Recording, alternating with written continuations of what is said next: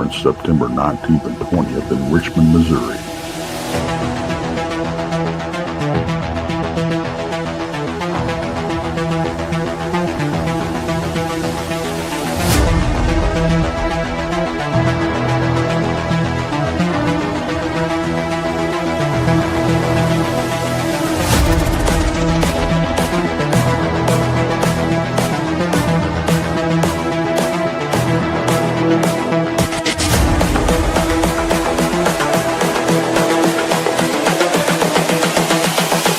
This is the future.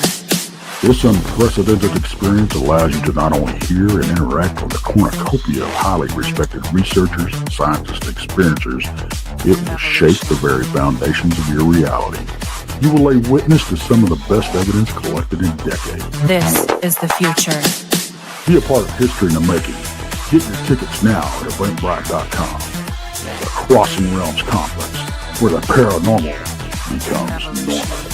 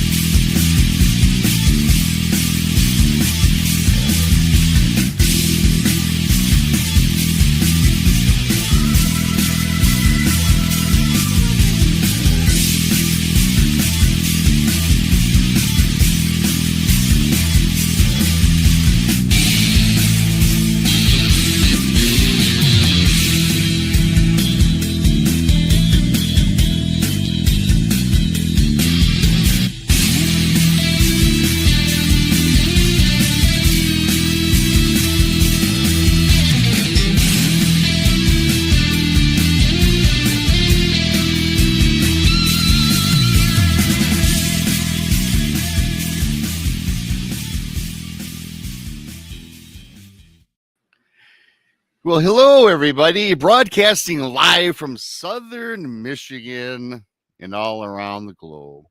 This is Bigfootmichiganrob. This is Brunch with good old BMR and Monica. We have a great show in store for you today. Thanks to everybody for coming on in. Yeah, we got the conference coming up September 19th and 20th. It's fast approaching. We also have a great show in store for you. Bryan Bowden, Sir Bryan Bowden, who's going to be a speaker at the conference, is joining us. We're talking a little bit about dreams. Before we get started, if you're new here, please subscribe to Bigfoot Michiganrob on YouTube. Monica Rollins, Our Paranormal World, Texas Front Porch, The Blondes, and the Booze Paranormal Podcast. Donnie Cho Says Stuff, Paranormal Paul, Truth or Tinfoil. And, of course, Sir Bryan Bowden. His YouTube channel is posted here in the link of this show. Go check out Bryan every Wednesday night at 9 in the East, I think it is. He can correct me when I pull him up. The Super Chat's open, a great way to help support what we all do around here. Thank you for that. You, everybody, can become BMR Pirates. Arr, mateys. Join the many, join the few, depending on your point of view. You get a picture of good old BMR sporting a bandana in the chat room. That's what you get. And really briefly, thanks to everybody for buying my books, found on Amazon. A Bigfoot Michiganrob presents True Cryptid Encounters, Book 1. Book 2, simply type Bigfoot Michiganrob in your Amazon browser. For those who bought it, please leave a review. It's all analytics these days. It's all analytics that does help push sales of the books. Just like on YouTube, the thumbs up and leaving a comment. I think that takes care of the business. I'm going to bring my lovely partner here. Hello, Monica. Hello, Robbie. I did not click myself in today. You did not. I was waiting for it. Computer keyboard. Yeah, well, it was 2 straight shows where you did not. I'm on a roll. Yeah, you know, it's... I tell you what, though, you're not too bad at it, because if I pulled up all these different screens, I'd be like all over the place, you know. I tried, and I was so afraid that I was just going to pop in the middle of the intro. So I was it's kind of expected in a way. I laugh at it. It's not a big deal when you do that. So, yeah, Monica, we're not too far off that conference before we snap of the fingers. I know. What is it now? Just a few days. Yeah, in a few days it'll be a month. Yeah. today's the 14th. It's the 19th and 20th. And we'll all be down there a day earlier for our little pre-party on Thursday, I believe it is, right? For ticket Yeah, holders. just for us. Well, Yep. no, that's on Friday, I think. Friday. Okay. Yeah, whatever it is. But yeah, we'll be down there for a while. Going to be a lot of fun. And thanks to everybody. The tickets are on Eventbrite. The link's posted in this show. So thanks to everybody for coming on in. Appreciate y'all. And with that being said, we got a great show, great friend. I'm going to bring him up right now, Mr. Bowden. What's up?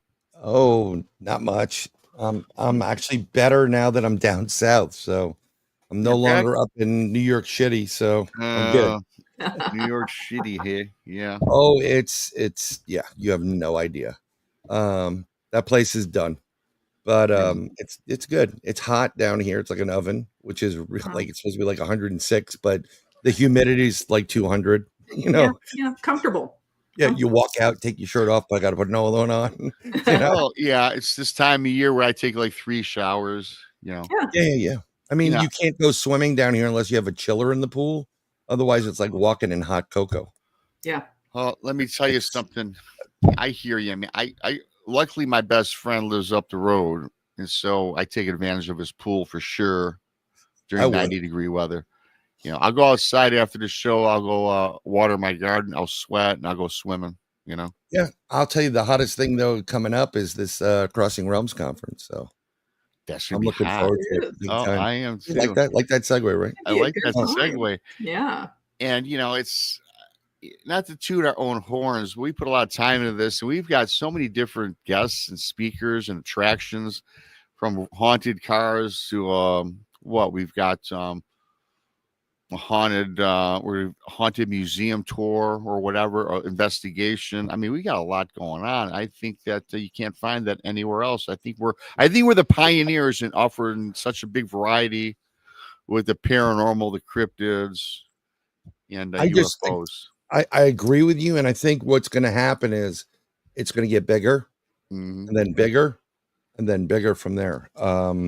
Because very few, if any, are broaching what you guys are doing, which is every aspect. I call it all paranormal, but you know, you're getting the cryptids in there, you get the UFOs in there, you get all that paranormal stuff, ghost stuff. You probably get some people that, witchcraft and psychics, and, like you'll go up to a table, hey, welcome, I'm so-and-so. I know. I knew you were coming. You are. Yeah. And I knew you'd be here. I was driving the back roads of Connecticut once to get to a certain place that I always go to. And there was a burnt out building in this small town, really nice, cute town. And on top of it, on the rubble was psychic medium. And I just turned to the other half and went, you think she saw that coming? We have a psychic in town, and I think the same thing. They have a billboard, and I'm like, do they expect you to, because they know you're coming? Did they take the board out knowing that it, Chad I would just put psychic medium, and then just have a blank board. You're welcome. It's fun stuff. In fact, don't we have somebody doing a reading at ours? We have that set up too. We got. There's so much we have. I kind of forget what we have over there. Yeah, I guarantee you have a couple of people doing readings. Yeah. I mean, there's a bunch of people that they follow all of you and follow me, and they're becoming part of the family or the Third Eye Live tribe or whatever it is, and they've asked me privately, "Hey, can you read?" And I said, "Yeah, I have no problems with it, but I'll do some readings for some people, That'll be cool. Yeah." And what I like about it is we're all going to be available for people. We're not like that. We're going to go have fun and it's to be serious. When we do when the speakers are up, but it's going to be fun, entertaining, and informative. So we're going to have everything. Thanks to Keith for your awesome super chat, brother.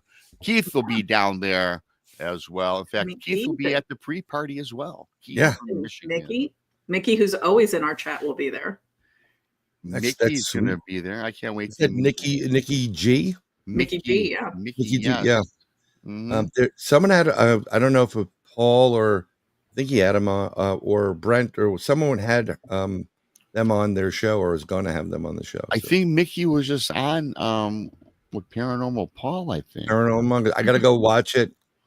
I got to be honest. I don't get to watch all these videos, but I do primarily. There's a select few, but all of you are on that. I call you the guys of the network. So, I'll throw it up and I watch. Yeah. Daniel. Food at reading. Food at reading. Food at reading. I love her reading. I don't know what kind of food. I mean, if we have that pre-party thing and Rob and I are drinking rum, we may take over another conference. Oh no! Yeah. Our ladies, pirates and rum. Get my pirate on. It's National Talk Like a Pirate Day too, the 19th. Oh, that's great. Isn't that crazy? Yeah. How convenient is that? That's funny. I gotta get some special gear for that one. A shot across their bow, if you would, Mr. BMR. Who walks the plank tonight? Yeah. Someone's got to bring one of those mini black powder cannons.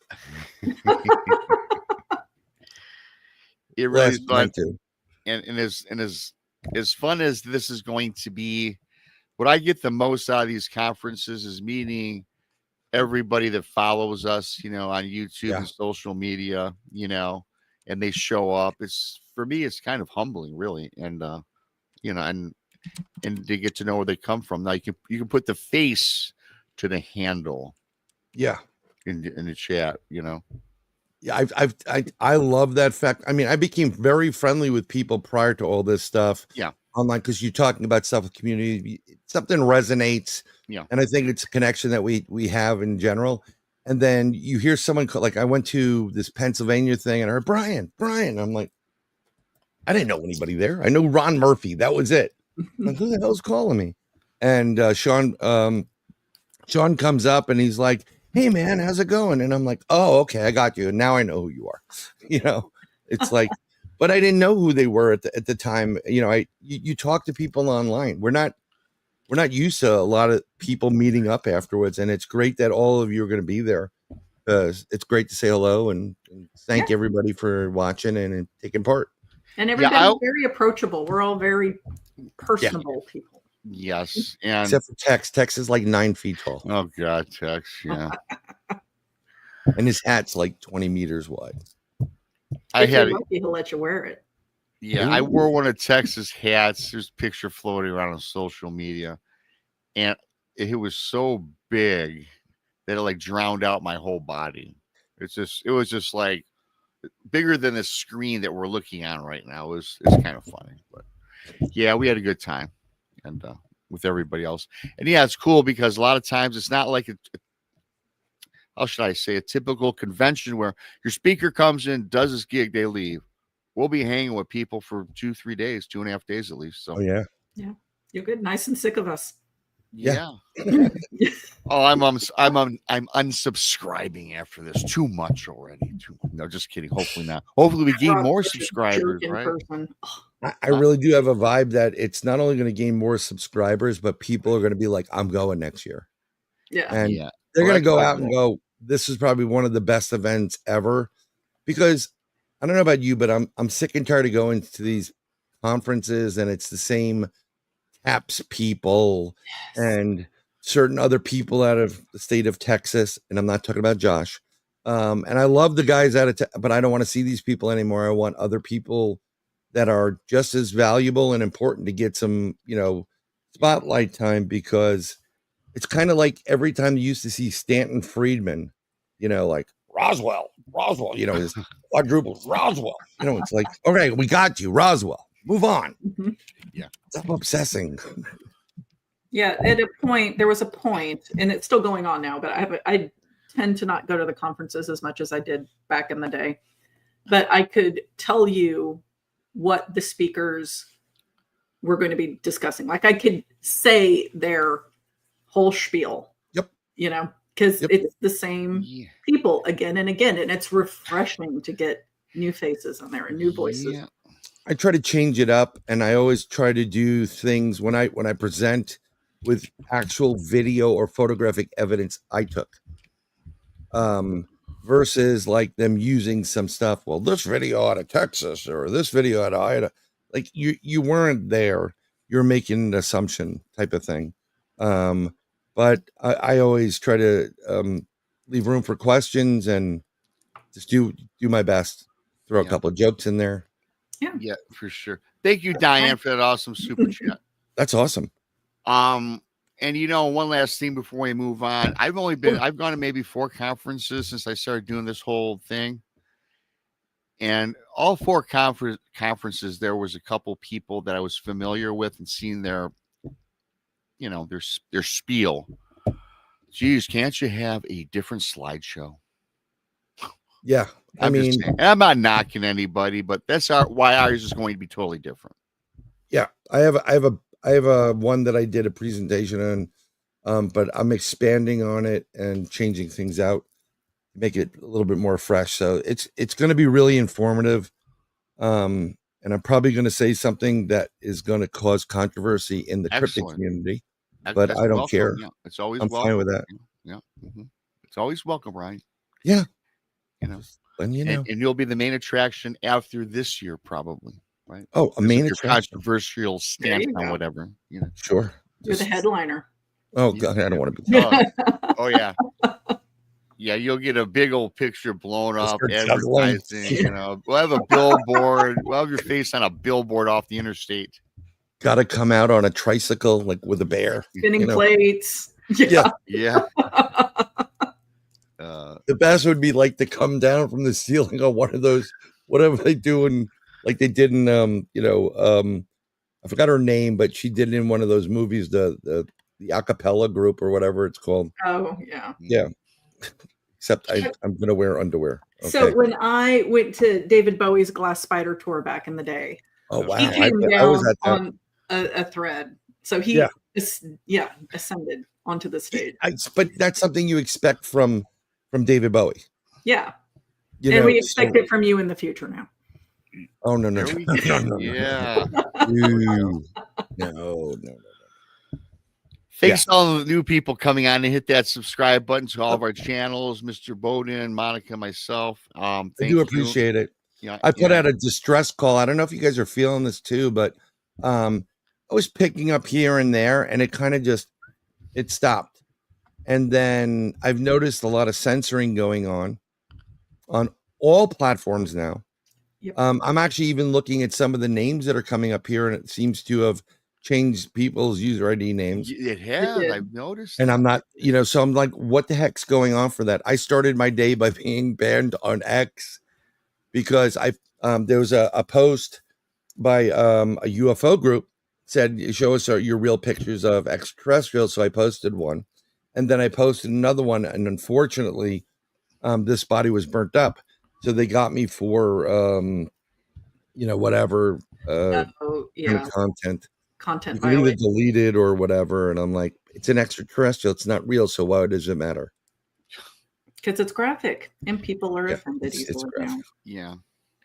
And it's funny that you mentioned that because just the other day, whatever show I was doing, I don't know, we noticed a lot of the different handles in YouTube were all different. I'm like, who is this? Yep. I know that person, but they changed but it was more than one. It was like a half a dozen. Yeah. Look, I'm looking at Diane Boss right now. It's not our page names anymore. Like mine used to just be Our Paranormal World. Now with that Monica's, it's what you have to type into the search bar to get to me. So really? Yeah. Very interesting. Well, it's weird. And it is stop weird. This. But YouTube's weird, and it is what it is, you know what's weird? Dreams. Yes, sir. Monica and I were just a couple of weeks ago, because she and I have both had, my dreams are like out of this world, literally. Monica's had some crazy ones. So we were doing a show, and I think it might have been last week. I said, I got to call Sir Bryan up, because I do know that you know quite a bit about, you analyze dreams, part of what you do. Bryan, you do everything, and you're very good at everything. I appreciate you're a wealth of knowledge in all the different aspects of this phenomena, I guess we could call it. So what's your take before we start the show? Brief snowball, easy question. What is a dream in your opinion? So there's two things. There's dreams, and then you have experiences. Okay. And what people don't realize is when you go lay down to go to sleep, if you're lucky enough to sleep, and you get into REM sleep, depends if you have kids or not, or you're worried about college payments. When you finally lay down, this happens to every human being on this planet. When you get to a certain theta wave, or that you have to, where you're in a sleep, you get uploaded. Okay, so your information at the current day, everything that took place, goes back up to the source, or Akash record, if you'd like. And then at that point, what they do is they download you with new information. And it could be tasks for the future. It could be certain things you have to overcome, or challenges. And dreams, sometimes what they'll do is they'll let you see a little bit of things two different ways. In a dream, it's very vague, and it's usually part of your psychology. You just given some information, or you're experiencing something, and especially if you just listened to a werewolf or seen a werewolf movie and you have a werewolf dream, that is literally the last thing you kind of process in your brain. That will come in, and it'll be kind of vague or weird. And then you have those experiences. And when I say experience, I am telling you, you are actually doing it. Even though your body is laying there dead, sleeping, your consciousness, your essence is going through something. And they need you to do that sometimes.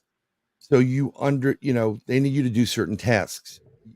We're all have certain abilities here, the good, the bad, and the ugly, and they may need you to do something. One of those instances, I remember during the lockdown, everything was dark. I felt like I was in a dark city. I mean, I could see the outline of things. I could see the mountain, and I could see this craft on top of the mountain. And then two people came in, one of which I know, he was on my show, Paul Eisen, and a female was with him. And I could describe everything he was wearing, and as well as a female. And we were like in a control room. And he said to me over and over again, when I tell you, you press that button. And I'm like, okay, when you tell me press, when I tell you, he kept repeating it. I'm like, I got it. And I saw the screen. There was one of those big red buttons that you would hit, like operate the omega-13, you hit the button or whatever, right? But you could see out this window, and the whole premise of it, because you just know it, we were rescuing people from a dark area and bringing them to this craft to get them out to the light. And I watched people that I can describe, men, women, and children, traveling through this city and then up into this mountain to a craft, and they took off. And then he told me to, and I hit the button. And then I guess the city was, I kind of saw it almost imploding. That's an experience. When you know the ultimate details of everything, you actually are doing it. Whereas the dream is like, I think Tex was there, and BMR, and then Monica brought in, it looked like Fruity Pebbles on donuts, and they were playing blues music. That's vague stuff. There's little hints in there that something's going to take place in the future. And sometimes when you try to work things out, you'll get a vague dream. So those are the two differences. But when you wake back up, now you're on a path, and you may have been given like the message, you've completed what you were supposed to for this day. Now try to not F up the next, step. You're going to come. I mean, literally, they do this. They want you to succeed, because when you leave here and leave the meat suit and you go to heaven, or that area where they 86, yes, St. Peter, my name is so-and-so, like, okay, go to your orientation, and they show you what you did wrong and where you can correct it. And they give you the option, you're on level 9, you really want to get to level 1, you can go back, regenerate, reincarnate, or you can hang out here until you feel you're ready to. And then if you've done something really bad, they usually put you with someone or people that you would be embarrassed that you did that. Case in point, I know my birth mother is right now being bombarded by her parents going, "We're very disappointed in you. You did," and that's what happened. That's your purgatory. I don't think it's really like, the pits of hell or John Candy on the dashboard. Wow. I don't think it's that. But it's constant, and it's like, oh my God, stop type of thing. So that's what I think of dreams. But a lot of times you're working out problems also, and they want you to work those problems out. I can agree with a lot of that, actually, helping with problems. And I mean, I've had such vivid dreams. I was talking with you some time ago, Brian, and you just said something that I just still can't, I don't know, wrap my hands around. Because I remember, like, when I dream, they're detailed. They're very detailed. I feel like I'm there. And when I wake up, I can remember the entire dream. I do not forget. 90% of my dreams, I don't forget. Like, you might talk to a buddy. Yeah, Rob, I had this weird dream about this, that, and the other, but I don't really remember any of it. All I remember is you were in it, and there was a garden there. But that's all I could tell you. But I thought it was strange, my friend would tell me. And that's like, okay, that's all you got? And I could sit there and tell you my entire dream from beginning to end. Yeah. And they continue throughout the next night if I wake up. Like, if I wake up because I get scared in a dream, and I'll get up and walk around the house, have a drink of water, and stay up for a little bit, go back to bed, it'll start again. Not necessarily replay it, but it'll continue on from when I woke up. Which is weird. Yeah. So I'm gonna say this. Everybody involved in this community, and everybody, like both of you, and everybody else, Paul, Brent, the ladies from Blondes and Booze, Chris and Brandy, and Tex, and so on and so forth. We're all, whether you like it or not, you're a light worker. Mm-hmm. And you're here to do good. And some people are not comfortable with that idea. So that's why it's baby steps for them, and they start remembering. But what you're doing, when it's very rare that people remember, go back into a dream and have it continue. The reason why it's continuing is there is something you need to do. You have a mission, whether it's known to you or not. The higher ups have downloaded you, said you need to go through this because you need to experience certain things in life. So you're following a path. And anybody, it's the same thing as I do a reading for somebody, and I say, Monica, I see you hitting the Powerball, for in the next couple of months. I see you hitting the Powerball. I'm glad I'm friends with Monica. If that's and it looks good, and you're happy, and you're doing really good with that, and I think your life getting better, and the family and whatever, and you're like, okay, cool. And then you sit back on your butt and you do nothing. You don't go about what you normally would go through. You're not following your path. Mm-hmm. And then when it doesn't happen in 1 month, 2 months, 3 months, whatever, you go like, well, you told me I was going to win, but nothing happened. And I said, well, what did you do? Well, I sat there and I was kind of waiting. I was hanging out at the house, and I said, did you go to do your job? No, I'm going to win the lottery. What do I need to be in my job for?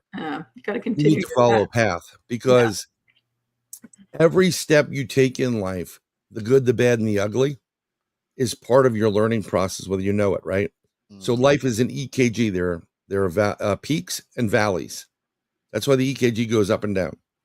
Mm-hmm. And when people have imbalances and they take things, if they're doing the right thing and taking the right medication, those peaks and valleys aren't as big or extreme.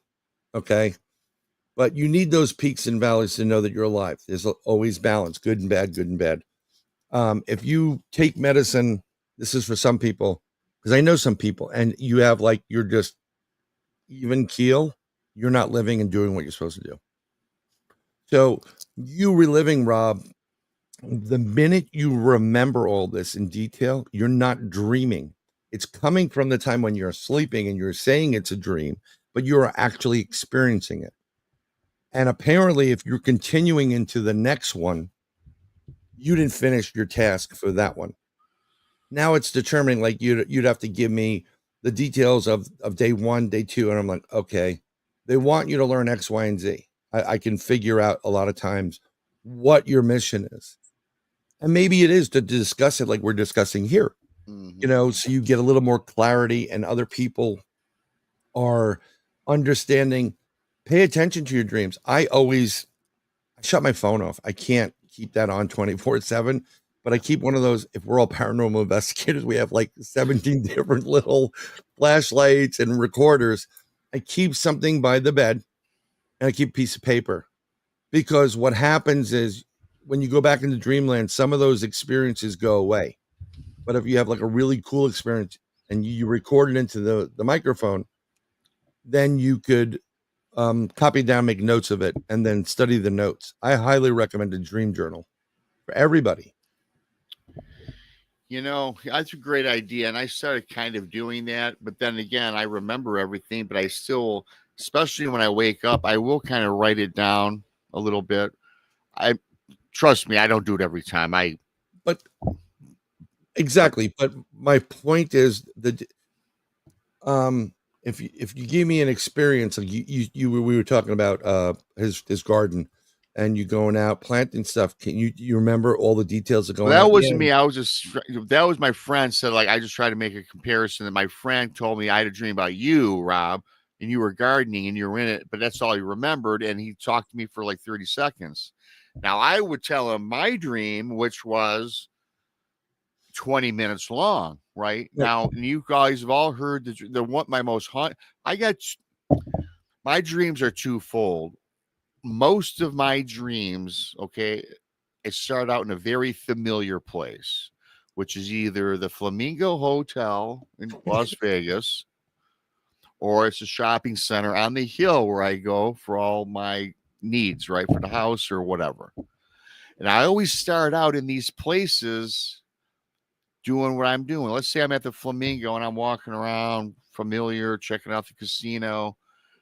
And then all of a sudden I'm having a good time. I know where I'm at. And then all of a sudden the corridor I'm walking down gets dark. I feel boxed in and now I get lost. And now all of a sudden I'm scared and I do not know where I'm at. And I'm going down all these corridors and these paths trying to get out, try to get back to familiarity.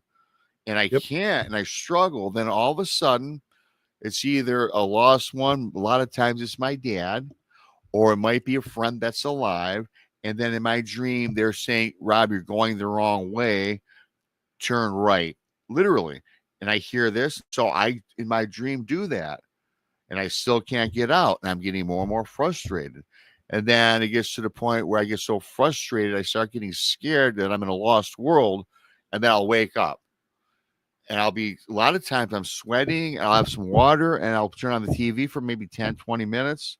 I'll go back to bed. When I fall asleep, I'm back in that same place, lost again. That is the most familiar dream that I get. And I will tell you this, if it doesn't happen 3 times a month, it don't happen. Right. That is the one I always get. Now, what you're talking about is there some path or something I need to do? Well, to me that suggests that I'm just lost in the world, right? Looking for answers, perhaps. I don't know how to break it down. Yeah, here's another thing, right? So when you dream and your consciousness goes up, you're at your most vulnerable state. See, the reason why all these, no matter if you're good or bad, dark or light, know everything about you. Like when you're doing it, like it's Grandpa Fred on the Ouija board. They know about Grandpa Fred because everybody knows past, present, and future of everything. Yeah. So what they're doing is they're going to pretend to be. Sometimes they're going to pretend to be something familiar to you, so you'll follow along, because they're trying to lead you out of the light into the dark. See what you're doing? You are in the light situation and leading you into a dark situation. So they got you, because right now you're battling between. Am I a light worker? Am I really, or am I just a guy that owned a bar and, I wrote a book, and I think subconsciously you have certain doubts about some things, and that's why you're going back and forth, and they're telling you, get over yourself. You're a light worker. You help people, you heal people, and you are always protected by the light. And once you get over that self, you're not going to go back to the casino or the Flamingo, which is pretty much a casino, right? Pretty much. Okay. And I'm not Mr. Religious. I don't go to casinos and gamble. I'd love to gamble on roulette, but the last 2 times I gambled, 2 friends died. Well, my grandmother died and my friend died. Right. Same amount of money, roughly. And I got back home and dead. And I'm like, I'm done. I'm not going to do 3 times as a charm. I don't consider horse racing gambling or highlight or lottery. I'm talking about casino games. Yeah. I've been to Las Vegas. No disrespect to the people that live there. It is the cesspool of the world. I'm sorry. It's ding, ding, ding, ding, ding. It's confusion. It's, a den of iniquity. It's prostitution. It's drinking. It's overindulgence. So you're going there and you may enjoy it, but there are bigger things for you to do than go and play poker or whatever. And they're trying to say, maybe you should stop going there. And maybe instead of going to the Flamingo or keeping your life the way it is and going to the store, how about you go over to the lake and you sit there and meditate and change? They're pretty much telling you to change where your life is. We get complacent. They want I think they expect more from you, and they're trying to show that you can do more and be more. But I know you've worked with the bar, so I'm not trying to. Yeah, no, I mean, you on that, unfortunately, in a yeah. bar for 13 years, you see a lot of dark things. Yep. Hear dark things, Yep. And that's kind of, it does make a little bit of sense, because I'm not going to repeat this one dream. I'm going to tell this whole dream again. Monica knows I told you this before about the last dream I had in the Flamingo. I was playing poker, right? Yep. And the craziest thing about this dream, I'll just reiterate a little bit, I'll bits and pieces of this. I'm playing poker. This guy I lost a hand to, he had 3 6s. He looked like he was a very weird looking guy, suggested he was the devil himself. And then I got up from the poker table, walking down the corridor, very familiar. Then it got dark and he put his hand on me. I turned around. It was the guy I lost poker to that I thought was the devil. And then he turned into my dad. Robbie, I'll get you out of here. And I grabbed his hand of my dad, and it got it wrapped very tightly around my wrist, and my dad started pulling me. Then he metamorphosed back into that guy, says, I'm taking it to the gate, to the lake of hell. Yeah. And I woke up hot, burning. Yeah. And now that's that part. But here's the thing. My brother, this was last June, last year. My brother and sister-in-law were in Las Vegas during that time. And it just so happens I got very upset, and I did a quick live show like 4 a.m. I just went on because I did a show and didn't expect nobody to be on. I got like 50 people in the chat room. And then Brandy came on, and she was up at 4 a.m. So it was crazy. So my brother and Karen are sitting in Las Vegas, and they just happened to see on the phone, what's Rob? He went on. Wow. And they were just chilling out in their room. And so they're watching my show. And I was telling this dream.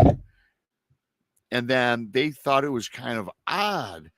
So they went to the Flamingo just to look around, and a bartender and a dealer, 2 separate people, because a lot of people have known me over the years that I've been there, and my brother and sister as well, sister-in-law. Yeah. We saw your brother playing poker. You were there. And they said, "They're not, Rob, you weren't there. We know you're not there." And she goes, "That is so crazy." And they got freaked out. So Karen starts taking pictures all around the Flamingo, snapping shots off. And do you know, not a damn one of those pictures that she sent me I could get. I couldn't even pull up the image. You don't need to. That was weird. Huh? This is what I'm trying to explain to you. Yeah, I know you said there are dreams and there are experiences. Right. And let me tell you something. When you have this stuff, you were there physically, or you were, everybody say, "Oh, you're astral projecting." No, you're there. They want you to know something about that, your process there. People, if they're seeing you there, you were there. That's what I'm trying to tell people. Yeah. There is a difference between dreams, which are vague, and some of them are really great, because some people like, "Oh my God, you're wearing a pink tutu," and you can really, they're really weird, and unicorns flying and whatever. But then there are other ones that are such detail that you like. If you had a shot of whiskey, you can taste that whiskey. And I Yeah. guarantee you that if they give you a breathalyzer test, like something back home where you are, that you would you'd go off because you were there. And you're there because there, from the interpretation of this whole experience is, you got to be careful where you're going. Gambling, hey, everybody gambles. I mean, we all roll the dice on everything, but this isn't, you need to go higher than this path. Yeah. And I got that message. your weaknesses and your instant go-to is something familiar, which would be your dad, because your dad would be your protector. Yeah. And they're inside there. So you went with them. It's perfect, but they know how to transform themselves and mask. They do this to a lot of people. I mean, I had an experience. I always say it's dreams, but it was the experience kind. And I mentioned, I'm not going to get involved in it, but I woke up, I heard noise, went in, and I basically had a Jesus dream. And I could describe his face to a T, every bit of it. I mean, where it's broken in the nose, the jawline. I could describe the Roman soldiers that were trying to drown him. I can describe every inch of their body and where the leather straps are and what they wore underneath and what their spears look, everything to a T. And another one it wasn't recently, but I woke up at one point in an experience and I just felt amazing. It was like that. It's like that LED white where it's bright, but you can kind of still look at it.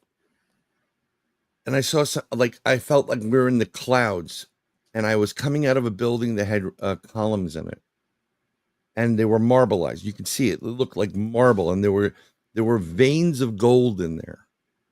And I'm standing on this top of this area. There's a couple steps. You go down, and then there's a little grass area, and then you go back up to another landing. And I could see in the distance straight ahead of me, a couple of those up and downs away, was a building in the clouds. And I saw people wearing togas, men and women. Well, they look like women and look like men, but they were wearing what looked like robes or togas. And I'm like, oh, this is interesting. The grass was greener. The sky had a little blue to it, and it was just a blue I've never seen before.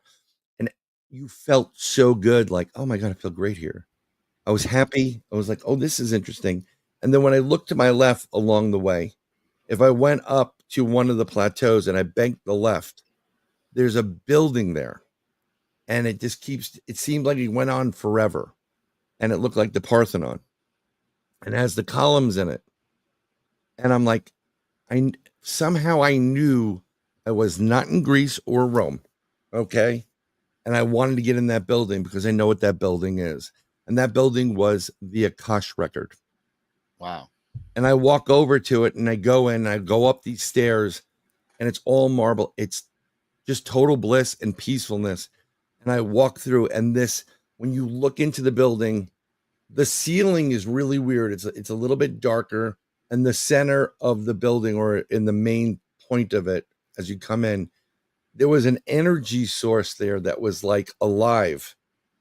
And there were these little tables with some books open, and there to the left and right were columns of like rows and rows and rows of these old manuscripts. And as you walked in and you got close to them, they would light up. And I said, oh, this is cool. Like, when you go to some places to save electricity, they'll shut the light off, but they'll sense that you're walking. Then all of a sudden the light comes on. Like, what the hell's going on? Just like that. And I'm walking in, and the wood is old, and there's gold everywhere. And there's like I forgot the name of it, but it's actually a reading wand. They use it in the Old Testament for Torahs, where you cannot physically touch the document, but you use it. It's a pointer. And I went over and I saw a book. And as you went to the book, the page was blank from a distance, but when you got to it, it lit up, and it looked like there was you lit a match, and then all of a sudden the images came to life. Like you see flames around the word "the," or whatever. And I was like, oh my, I knew it was in the Akash record, and it kept going and going and going. And I was about to go over to a column, a row to take a book. And then I got the touch on the shoulder, and I felt that touch, and I heard, you're not supposed to be here right now. And they turned me around. And the next thing I know, without me walking, I was out of the building looking around, and I wasn't allowed to turn back into the building. And I've talked to a couple other people that are in the subject matter, and they go, their jaw dropped when I described everything, because they're like, yeah, I've been in that building too. You described everything I saw to a T. And it's not something that was concocted on movies or whatever. I literally felt I was there. I can literally draw it for you. They sent me up there for a reason. And I think what happened is, when I was at rest, they downloaded me, they uploaded me to the record, they downloaded more information. I woke up at the wrong time, in my consciousness, and I was trying to sneak around, and they're like, go back down. And then the next thing I know, I woke up and I was like, whoa, that was the weirdest thing in the world. And when you have the experience like you did, Rob, it doesn't matter how many years transpire, you will tell it over and over again with the exact same detail, because you were there. When you ever see people that get interviewed in the subject matter and they're like, oh, I have to check my notes. Yeah. I'm just going to say, well, red flag. I'm one of those that if you've experienced it, I don't need notes. No way. Of course not. Yeah. I'm just going to say it. So my point is, the vague stuff is, you're not prepared for what we're really going to send you, but we're going to send you little bits and pieces of it. Yeah. And it's going to be comical to ease your attention so that you continue down your path. I like that information. And, again, you told me this off air a month ago, but yeah, I just want to have this show today because of this. Yeah. Let's put it all together from one last time. Me talking about these crazy dreams. And Monica, what about yourself? I know that you've had some kind of different dreams. Anything that really freaks you out, or do you have the same? I think you're kind of like me. You have part 1 and part 2 dreams, don't you? Oh yeah. No, I had. Okay, so not so much anymore, but specifically when I was in my first marriage, because it was horribly abusive. I mean, yeah. Sorry about that, by the way, but sorry. Yeah. And my only escape was psychologically. So I interpreted this as, when I go to sleep, that's my freedom, essentially. Yeah. And I would dream of 3 places. And this went like the span of probably 6 years. I had these dreams almost every night. There were 3 different places I would pop into, and I would pick up right where I left off the last time I was there. Just pick right up and continue on. And I remember they were always either twilight or dark. Like it was either full on night or it was a twilight time. And in all but one of the places, I was being pursued, but I was also trying to circle backward. Like I'm trying to observe, like somebody's chasing me, but I'm trying to get into a position where I can't be found, but I'm also observing. Yeah. I understand what you're saying. Yeah. And it was really bizarre. The 3rd place was water-based, and it's not that I was being pursued. I remember it was long before the Lord of the Rings was a thing, but it was very much like when they're coming between the 2 giants with their hands out on the river. It was very similar to that. I was coming down a river and these massive cliffs and columns on either side and a giant wooden door, but the water was passing through it. And I would get to the door and continue on. But I would say that's one dream where I wouldn't continue on past that point. I would come to the gate and get just past the door. And then the next time I was there, I would come to the gate and get just past the door. Right. Yeah. And those were interesting. I always just thought it was my mind's way of dealing with external circumstances. It is, there's a lot of psychology and psychiatry about the whole thing. You're wrestling with your problem that you can't think about during day hours because of your guard is so up because of the relationship that is abusive. Yeah. And you can't, you don't. So you're dealing with that way, but they're also, and I say they, I mean, whoever the source, whoever, Right. spiritually is saying you can continue down this path of being chased and having to hide and not being able to get through that gate, and you're trapped there, or you can figure out a way to become like the water, right, and pass through the gates. And at one point in time, and I don't know you from, like that, something during your life, you said, I am done. I've had enough. And that's what they were trying to tell you, that like, I'm done. I had enough. You're not chasing me anymore. I'm out. And then once you went out, you don't no longer need to be in the water, yeah, or you pass the water. The giant is the partner. And they're right. telling you, you can defeat this. And don't be, like what is it? There's an Eagles song, we live our life in chains, never even knowing that we have the key. We do have the key. You Yeah. do not have to tolerate this anymore. And so he ended up passing away, like not even midway through the divorce. He did me a solid and just checked out. You've been through enough, so they took care of you. That's what I figured. That's why I don't be winning the Powerball. That was my we got you moment. Surprise. And well, I mean, not just me, but he, like, after I filed for divorce and we separated, he started pursuing other women, and I was in one point I'm like, FAFO. Yeah. The other part of me is like, he fronts as this awesome guy. These girls have no idea what that's the light worker in you. Yeah.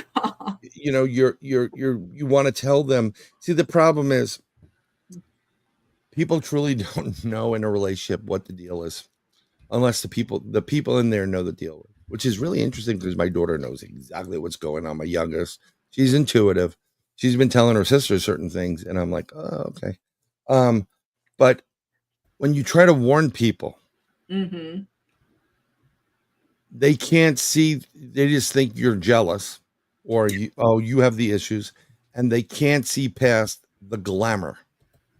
And that's the illusion we put on, right? We all wear masks.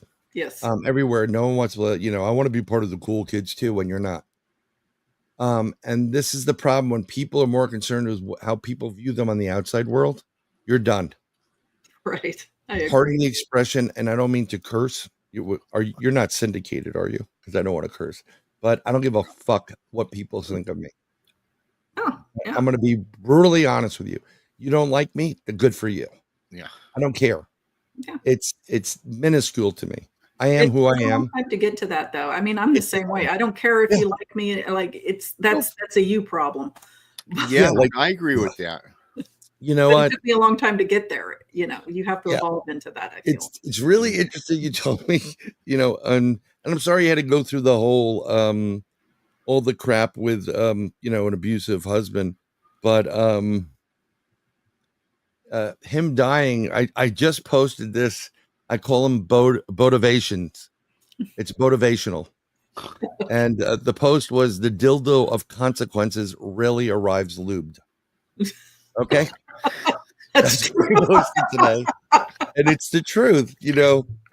I've been getting these downloads now. It's not about anybody specific, or it's like, send it out. And I've been sending it out. And if it I always said to people, if this resonates with you, you need to look within yourself. But now you have a better world, and now you've learned the lesson.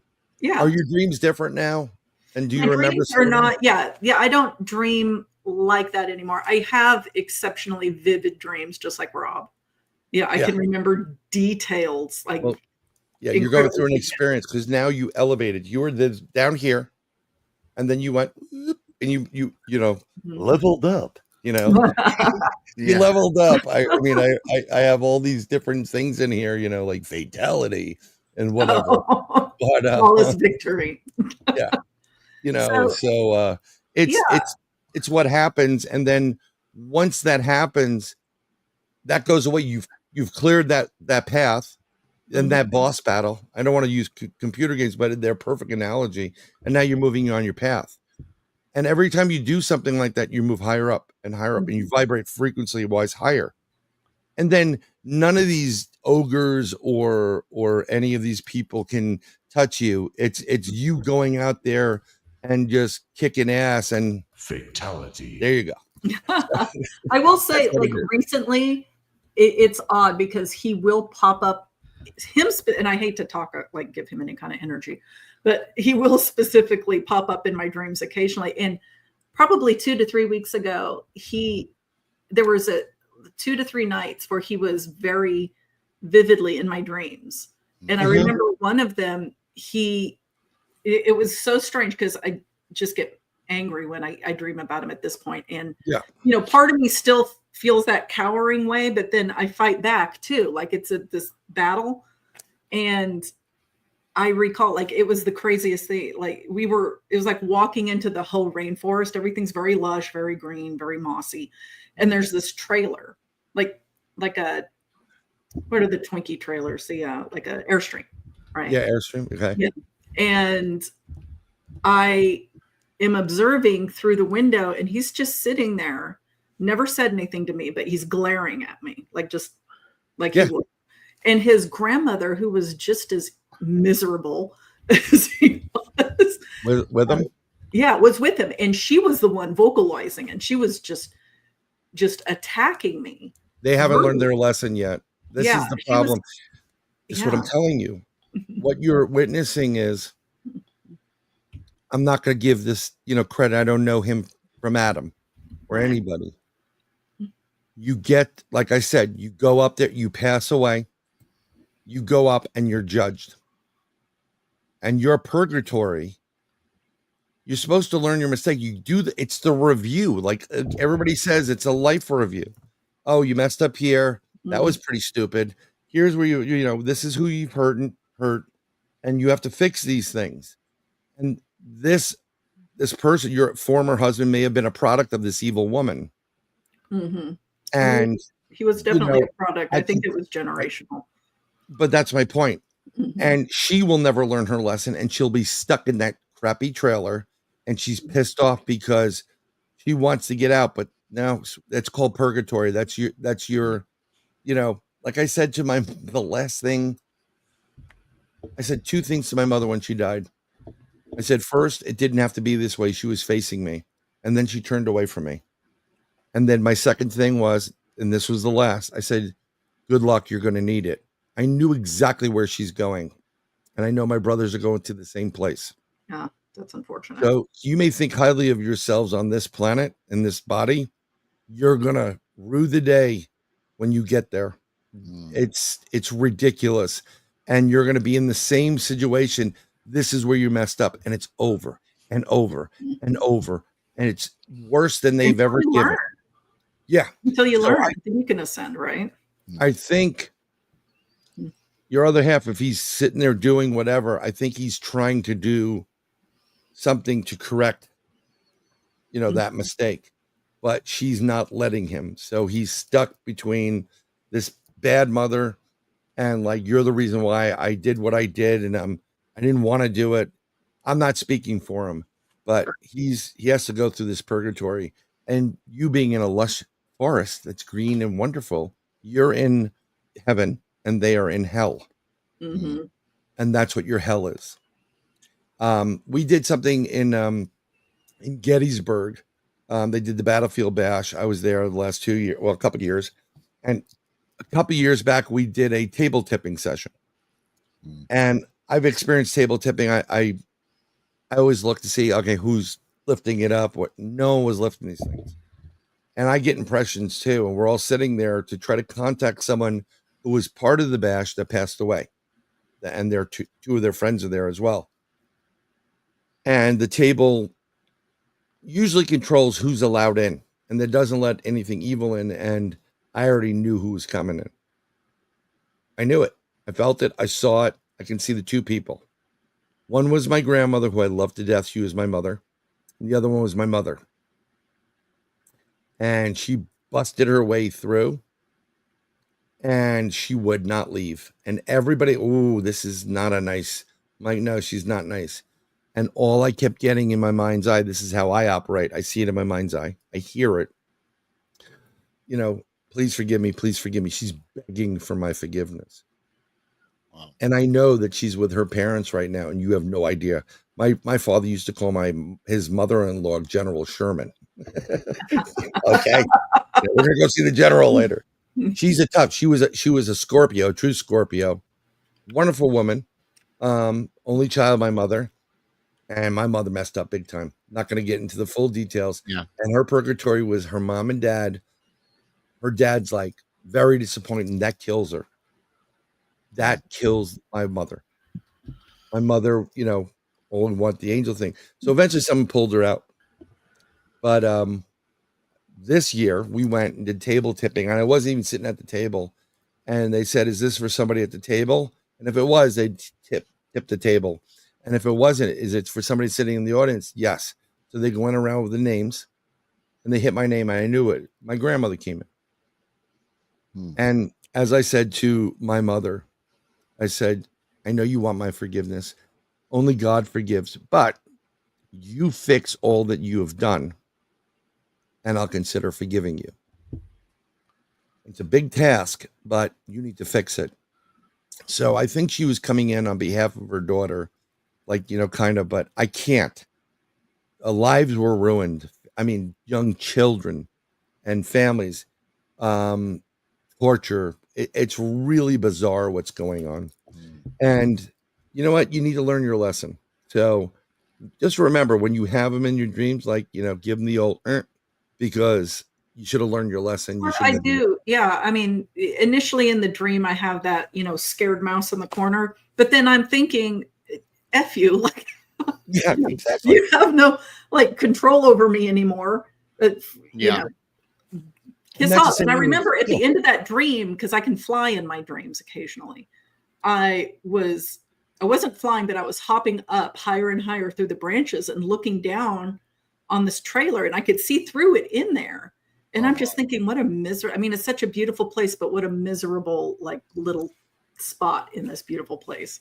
So part of evolving and vibrating higher is actually having pity for the people that have these issues. It's really weird, but it's part of that. I do it to a fault sometimes, but they'll say something about someone, and I'm like, well, have you walked in their shoes? Yeah, I used to be like, the hell with that. Flip, yeah, right? You do. Yeah. So I give a lot more consideration, and there's certain people that have messed me up, but I know the situation in their lives, and I'm like, well, they don't have much, and that's why they did what they did. It's not right. I'm just saying, okay, well, I kind of feel for them to a certain degree, but I'm not going to let them have any more access. I don't know that I feel for. I mean, I can certainly follow the breadcrumbs and understand why some people turned out the way they did. It's pattern, right? And there's a lot of psychological, when you're a child and you're exposed, you understand. I trust me, I lived through it. Yeah. And I yell a lot with my kids. I have daughters I'm thoroughly convinced either they're trying to kill me or they're the reason why I had a heart attack 10 years earlier. Only joke. I love them to death, but girls will do that. Yes, it's yes, they will. Oh my God, yes, they will. Now the 13-year-old is just. Oh, that's a fun age for. Lord have mercy! I'm listening to music on 3 in the car. I'm like, Dad, lower it. No one can hear us, honey. Yeah. So I have a Bigfoot costume. I'm going to pick her up from school in the Bigfoot costume. Honey, I'm here. She's gonna be like, oh my God, So I'm gonna do that. But it's not that I feel for them. I can understand, but it doesn't validate why they do what they do. No, I mean, you're able to. I feel anyway that you're able to let it go because you can. Not that I'm okaying what you did, but I understand where you got, how you got there. Yeah. You just know that he can never hurt you again, by the way. Oh, I know. And the same thing with you, Rob. With yours, accept the fact that you are a light worker and you're supposed to be doing things that are better. And maybe, look, I get it. You enjoy playing poker. I mean, I like playing cards too, especially if you win a lot of money. But maybe, go out to nature a little bit more. Maybe change your vibration so you can meditate. And I know it's hard to meditate. And I'm not one of those like, let's go hug a tree. I'm not a tree hugger. Frankly, I want my carbon footprint visible from space. So there you go. If they made my car in diesel, I'd be the first one to get it. But it's like change your environment a little bit, and then you'll understand, and then you'll still get to play cards. But that devil, that demon that's trying to, put you to the dark, he or she or it will never have control over you, and you'll be like, screw you. Yeah, that does make a lot of sense, and I will say that, and I will say after that that was my last vivid, crazy dream, especially when I got called from Vegas from, my brother and that, hey man, they've seen you here. Yeah. We know you're home. And I will say, since that last June, that's the last really vivid dream that I've had. I can honestly tell you guys over the last 6 months, I haven't had any dreams where I'm lost all the time. I still dream almost every night, but they're going in a different direction. But I will say this: I think I accept the fact that maybe I'm a light worker because throughout my life, and when I came across my paranormal life and the Bigfoot, the reason I do this today is simply to help people and send a message that you don't walk alone. You know what I mean? Yeah, and it was just kind of cool. It is the worst. That's really why I do it. No, it's to be honest. It's let me tell you rewarding. Something. Yeah, it is rewarding being a light worker. There's no 401k or 2 weeks off on vacation, or like sharing. Like we'll contribute 10%. It sucks. It can suck, but then again, you have these moments that I saw a video on Instagram. And I've seen it several times. It is a golden retriever, female golden retriever is dressed up in something, comes over, in their mouth is wings. I don't know if you've ever seen it. And they have these wings, and she's like, Daddy, put my wings on. Mm-hmm. And they light up, and they're like fairy wings. And the dog goes over to the mirror and looks and turns. And there's something inside me, and I'm like, that is an, in my opinion, an angel that came down here to do work, and it happened to be into this dog and misses that, the ability to fly and the color and the vibrance. That's why, in my personal opinion, I'm allergic to cats. I don't hate cats at all. I was thinking at one point, maybe I wouldn't have a problem and get that cat that doesn't have hair, like Mr. Bigglesworth. But they have retractable razor blades. They're just like, I'm gonna stick with the dogs right now. But it's no coincidence in my book that there's unconditional love from a dog, most animals, but I'm speaking dogs, and dog spelled backwards is God. And that's what I've always been told, that God has unconditional love for you. And I'm like, wow, so does a dog. Now, some cats attribute that too. They have the same thing. Don't get me wrong, but cat spelled backwards is tack, and it's like I've seen 2 cats take out a huge raccoon. So dogs aren't thinking that. Oh yes, I've got the feral cats running in my neighborhood, which I do like them. I appreciate them. They're fine. Because they leave me alone. I don't like the dog energy that's like, what's up? Yeah. All the time, like right in here. Dude, what's going on, man? I'm so glad you're here. Where'd you go? You've been gone for like 5 minutes. It feels like forever though. Yeah, let's go get something to drink right now. Yeah. That's my puppy right now. He has to go, he's like, come on, we could do this. I'm like, bring it down, Sherpa. Just bring it down. Hey, but a dog too, you guys, we all know this. Everybody in the chat room, everybody listening knows this. You get to know certain dogs, like my buddies, this, that, and the other, one I had, my brothers. I can always tell the people, like, especially like my friend had this party, And his dog is a German Shepherd, but it loves everybody. He'll come up to you and wag his tail. He'll lick you. He jumps on you. Yep. And he had this party, and I swear there was some people that, and it was a graduation party for his son a couple years ago. And there was some people no one knew that showed up to this party. And right away, I can sense that these guys had no business being here. But I'm not even talking about myself. That dog The dog knows. was not friendly at Kids all. know. Kids know and dogs know. Kids and Listen, dogs. Again, I have I have plenty of friends that have cats. Yeah. And again, allergic to them, they always come right up to me and they're rubbing me. And the next thing they know, I'm petting them. Makes sense. Yeah. Yeah, they you do. know, All of them do. All animals do. yeah, Well, you know, that's crazy, right? it is crazy. Most animals like me. And in Yeah. fact, a couple years ago, I flew into St. Louis and I spent the night with Kristen. We drove up to a conference, and her cat came out of nowhere, and which is a very unfriendly cat. She goes on to tell me, this cat loved me. I woke up and the cat was cuddled underneath my neck, Yeah. purring when I woke up in the morning.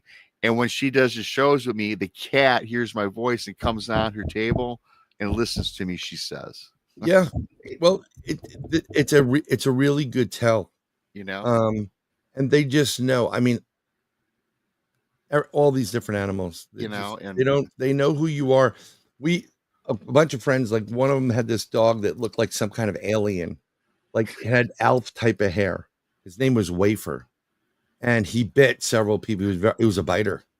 And we went over to the house, and Wafer came over, and I'm scratching him. He came right up to me, and I'm petting him, and he's jumping up, gives me kisses, and like, no, he bites, and they're looking like, oh no, he's not biting me. Wafer would never bite me. I'm not running in. There was until my brother had a Rottweiler who was 130 pounds named Felony. I know a lot about dogs.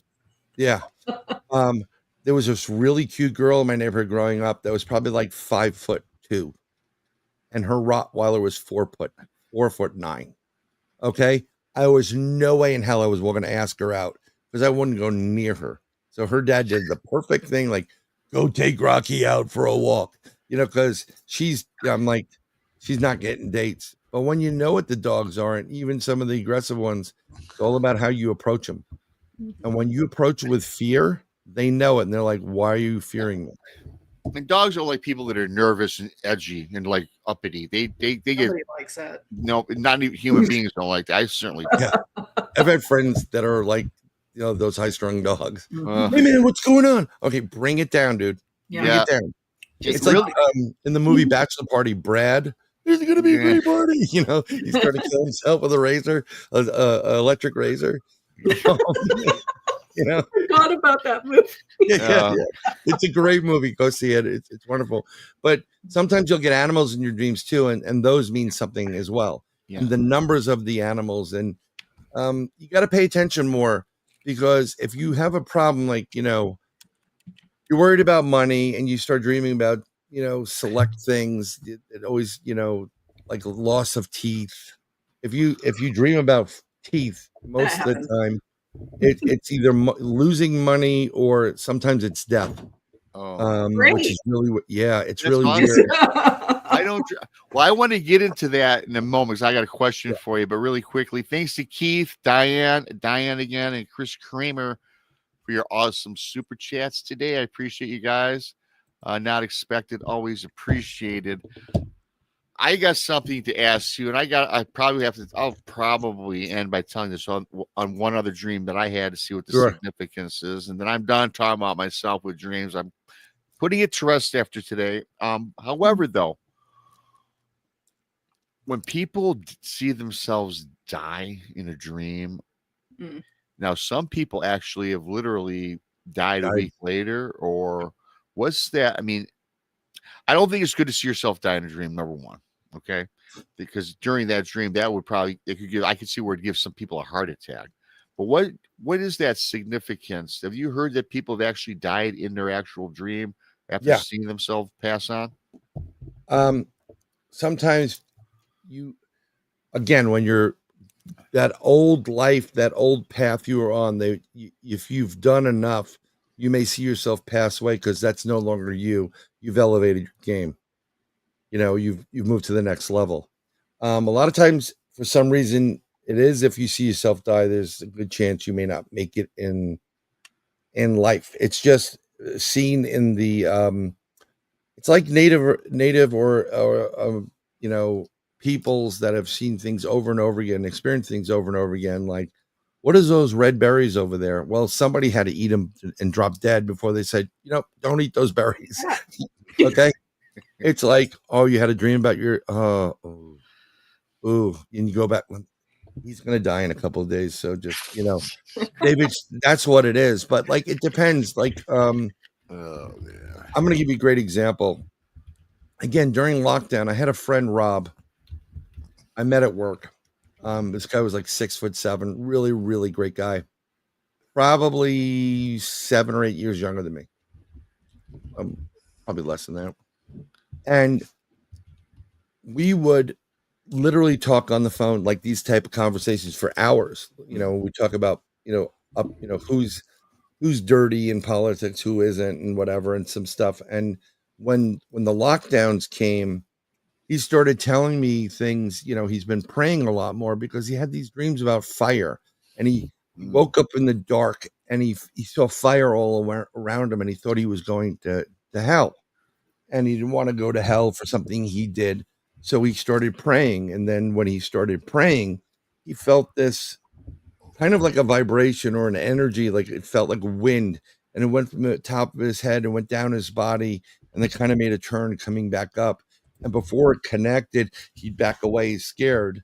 He'd wake up from it, doing the prayers or whatever it is. And he would stop praying because he was afraid something was trying to get him. So I said, Rob, when that happens, let it complete, because you're at a point where you're in such a prayer session that you're connecting brain, body, mind, heart, soul.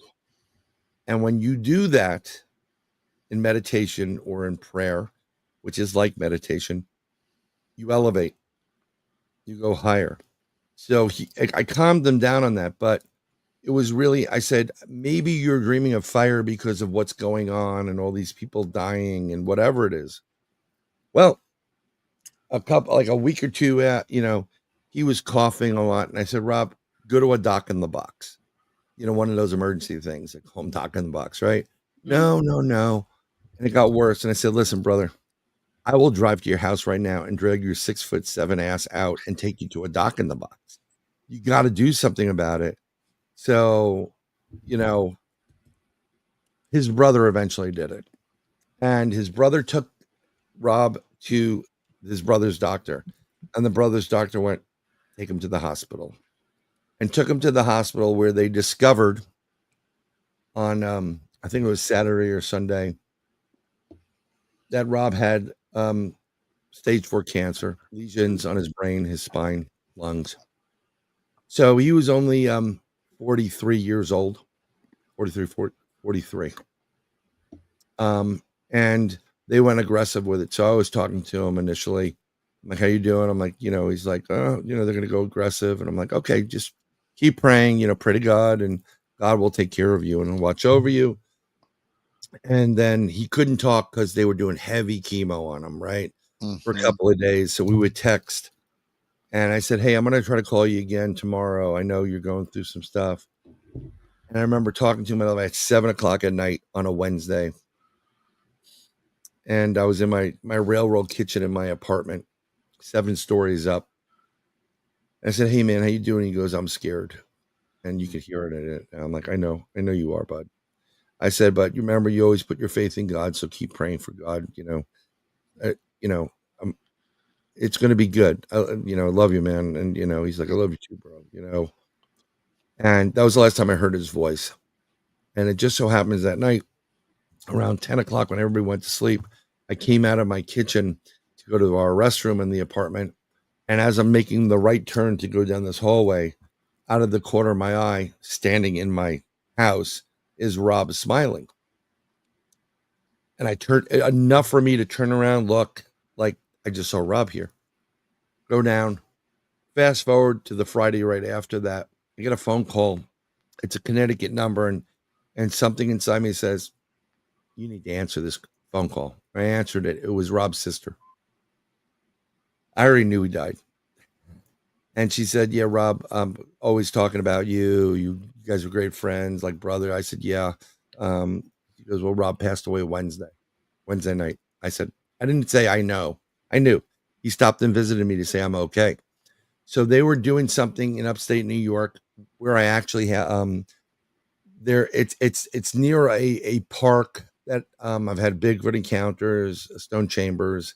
So I do investigating up there. So I went to this service and I met Rob's brother and sister-in-law and the kids. His mother, who was survived, his father passed away from cancer, and his sister and her husband.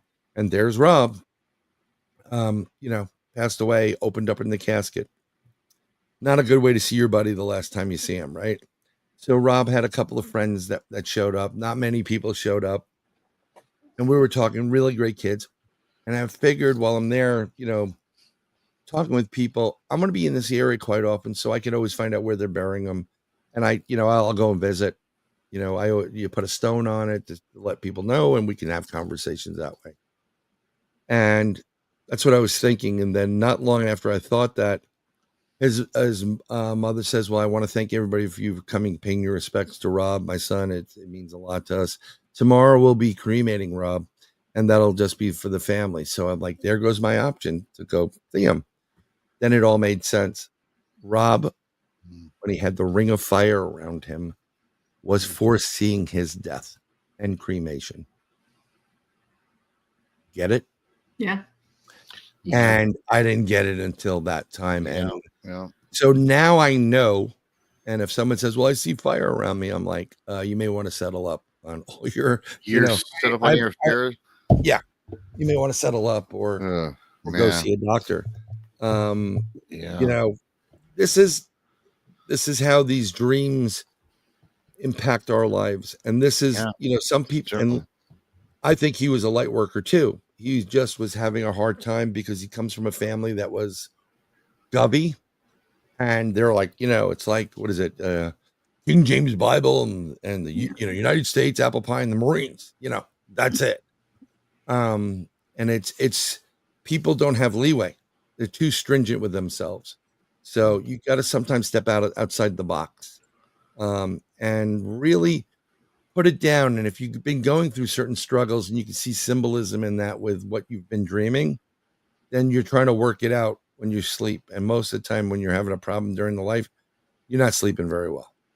Yeah. But if you know all the full details, they're telling you you're going to be going through something and you're leveling up. So be careful. Yeah, no, I mean, yeah.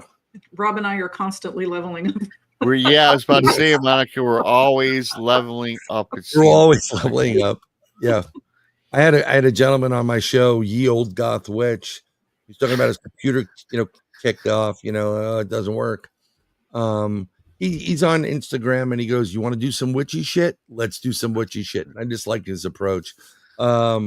And he goes, yeah, my computer needs an upgrade. I said, brother, we all need upgrades. It's so many different areas. It ain't computers. It's more than that. We all, upgrades. And yeah. And I tell you, with this show today, it does put a lot of things in perspective. There are messages behind the dreams. I think I knew that anyways. And I'm kind of glad that we did this, Yeah. for people out there, not just for myself. But again, Brian and I talk quite a bit anyways, and we kind of had similar discussions. But yeah, dreaming is just not something, it's just some magical little dream and that's it. There's significance to a lot of them. And some mean absolutely nothing. The ones, like you said, Brian, the ones that you had a dream, was a cool dream, and you forgot, well, that was really nothing. It was just... No, I think sometimes it's like, they're trying to tell you, have fun. You need to laugh every once in a while. I think you could be right about that. Monica, could you ever see yourself? I saw myself get murdered. Like I saw it from my perspective. Like walked up and put the gun right here, and then it flipped to like a third person point of view, and I saw myself get shot in the head. Man, But that was I was like 10, when I had that dream. Oh, yeah. Yeah. That could be, I mean, again, 10-year-old Yeah. active Yeah, I know. I mean, imagination. but I saw that. I'm not attributing it to anything. It's just Yeah, I it was know. remembering what I saw. Just use that to get out of jury duty. Just, I had a gun to my head. It was in a dream, but I had a Oh, gun. I just got a jury duty. I answered do I. the questionnaire like a jackass, and Yeah, they said, no, we're not going to I call got you. it on September 2nd. Yep. Woohoo. Got me. You know, I have a Monica, question for Brian. huh? Yes, So are ma'am. you familiar with death knocks? Mm. That you wake up to death knocks? Oh, you mean the boom, like Yeah, the the actual- auditory. I call them auditory hallucinations, but you hear it and it wakes you out of a dream, like just Oh, yeah. rips you out of it. Because I had that this morning. Ooh. Oh, you did? I did. Okay. So on top of the death knocks, have you ever had that dream where you're falling in Yeah. an elevator? Oh, yeah. Okay. Yeah. I've stayed asleep while I was falling to see what happened because I lucid dream. I have control of Yeah. my dream. Yeah. That feeling you get Yeah. is when your consciousness and your higher self is going back into your body. Mhm. That's what's happening. Yeah. See, I do that. So when you're lying there, right? So this way, like your husband or wife or spouse is seeing, like, oh, they're just sleeping, but meanwhile you're going back up the source. So getting back in, sometimes it's like they, Fred, lower. Oh shit! Don't tell the boss. It's one of those things like that. Well, But it I've was- done that. Yeah. You can control that. In lucid dreaming, I've been able to fly wherever I want and Oh, yeah. manipulate. It's You really can cool. But the 100% death control knocks the dream not once you stick realize you you're in here. Yeah. Yeah, see, and it was odd because I thought at first, because I didn't know what time it was, like, obviously it was still dark. My husband gets up extremely early in the morning to go to work, and occasionally he'll leave the bedroom door open and then bang around in the kitchen, right? And wake me up. I thought that's what was going on because I was pulled so suddenly out of my dream because I was, in the middle of a dream, pretty long dream sequence. And when I'm so abruptly woken up, I typically forget my dreams. I know I dreamt, but I can't remember the details of it because I didn't finish it. And I remember being annoyed. Like then I thought, oh my, did he lock himself up? Because it sounded like pounding. Right. Oh, So yeah. I've had the same thing. You wake up like, who hit something or, sometimes with that, I don't think it's nothing. Death knocks, it's not necessarily you're dying or you're going, but there is some kind of event that is going to take place, like your husband making all the racket, or somebody coming in, the dog, that's going to interfere with the full download. So they just cut it off and they'll redo it later at a different time, because then it'll be corrupted. Right. And then you'll be like, why are you walking into the wall all the time? Whatever it is. So I think that's what it is. For the most part. Really quickly before Yes, we sir. end the show, Monica talks about at 10 though when this happened about being shot. Really briefly, this is one of the most vivid dreams I had, and I'm done. Again, today we're doing the show. I'm glad we did it.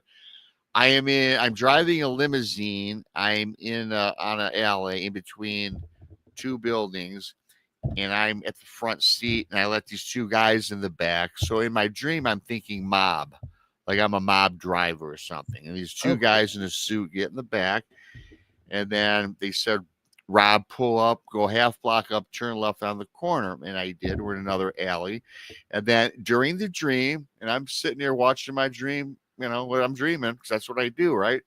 I could feel steel at the back of my head, and I know it's the barrel of a gun. And I hear the hammer cock, and I hear it go boom. And then in the dream, I can literally feel the pressure and something pop out from my forehead. And during the dream, I can feel a warm substance rolling down my face. And then I immediately from that woke up to sweat. And I grabbed my face like this to sweat that's rolling down my forehead. And I said, if this ain't as real as anything I've ever experienced, this was it. And I definitely did not go back to bed because I did not want to have part two. Yeah. I know how that dream ended, Yeah, it's sometimes they utilize things to get you out of the dream. Yeah. So they don't overpower you. The same thing with a lot of abductions, by the way. Yeah. People that have encounters. 99.9% of people cannot handle psychologically being abducted by extraterrestrials, no matter what they are, interdimensionals, insect looking, snake looking, whatever it is. They were just like, whoa, they couldn't handle it. But the more and more it happens, and the more you become kind of cool with it, and you're dealing with it properly, they start to let you remember more. And then that's where people come back and they said, they showed me these slides, and this is this, and this is an equation. And that's what they do. It takes time for a while, but sometimes they want to wake you up. So they'll do something like that, or, and then you won't remember most of it because they don't want you to. No, they don't. And I learned that today too. Yeah.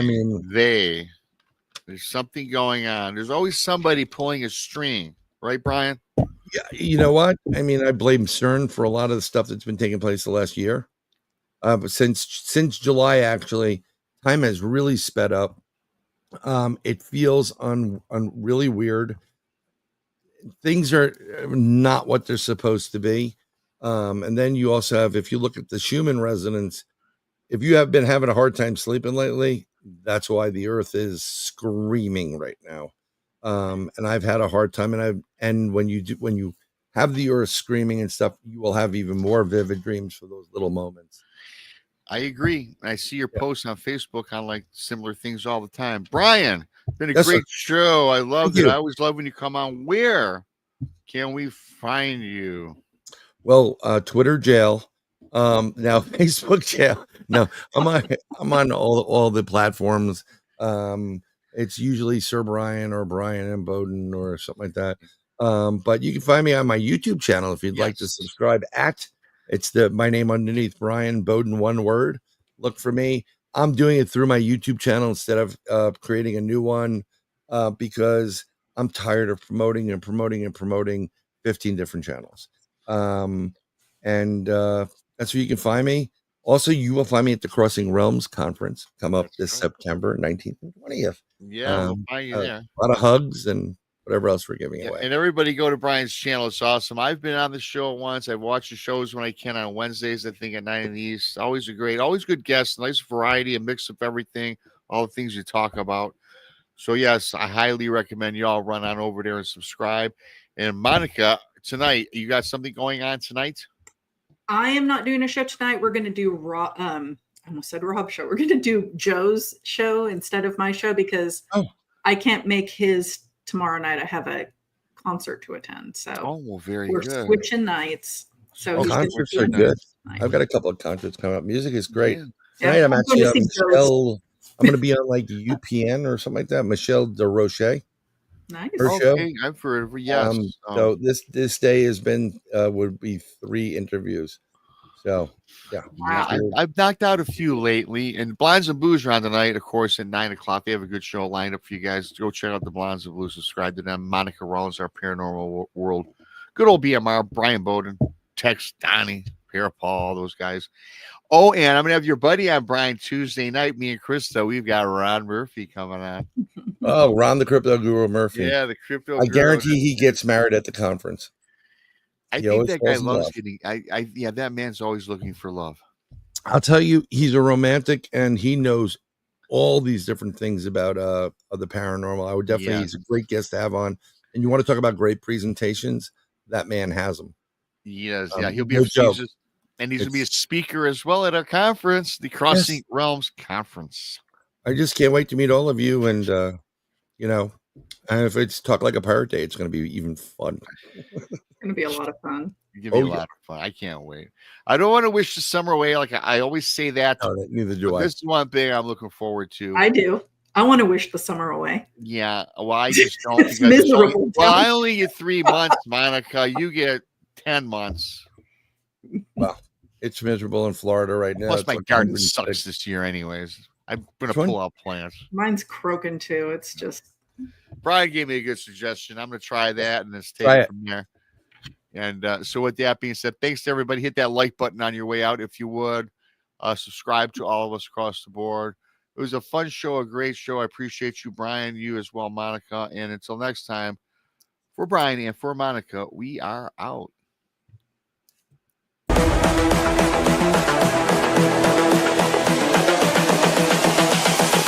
This is the future.